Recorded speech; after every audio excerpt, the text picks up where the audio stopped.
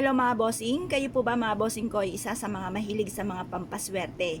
Naniniwala po ba kayo sa mga ganito mga pamamaraan? Ako po mga bossing, para sa akin, lalo-lalo na kung wala naman po masamang maidudulot po sa akin at suswertihin, wala naman po masama na maniwala mga bossing. Subukan nyo po ang ganito mga pamamaraan kaysa naman po walang pinaniniwalaan at bahala na si Batman mga bossing.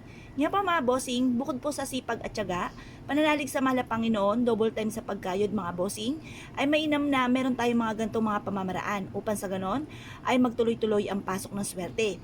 Minsan po ba mga bossing ko ay napapansin po ninyo na parang asipag-sipag naman po ninyo mga bossing pero parang sa wala-wala ang inyo pong kasipagan. Parang hirap at hirap pa rin or lagi na lamang po nalalagay sa anumang kapahamakan at lagi na lang may problema or may mga pagtatalo na nagaganap sa loob ng inyong tahanan. Kaya mas mainam mga bossing ko, instead po na yan po ihayaan lang po natin, subukan po natin ang ganitong mga pamamaraan.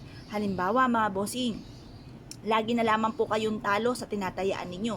Isulat nyo po dito ang numero ng inyo pong tinatayaan.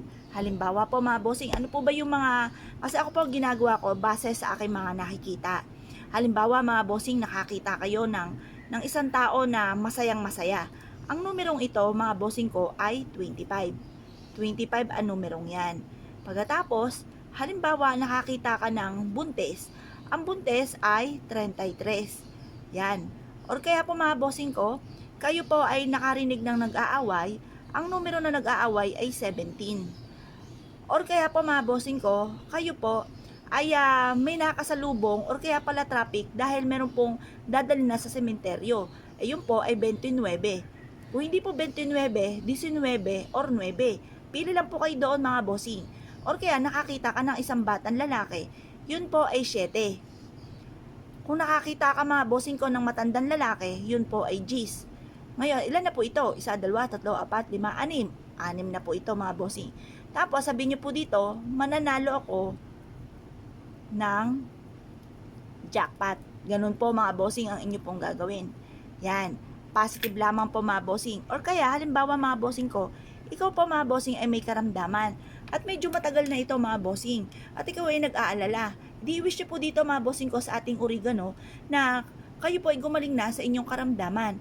Or kaya kung ano man po yung pagsubok yung pinagdadaanan, away-away po palagi, yan po mga bossing ko, isulat nyo po dito na matigil na ang pag-aaway-away. Or lagi na lang may problema, isulat nyo po dito na masolusyonan na ang problema nyo pinagdadaanan. Isa po ito sa mga pamamaraan upang sa ganon, magtuloy-tuloy ang pasok ng swerte mga bossing. Kung naniniwala po kayo at nais po itong gawin, kumuha ka na po mga bossing ko or pumitas ka na ng isang oregano.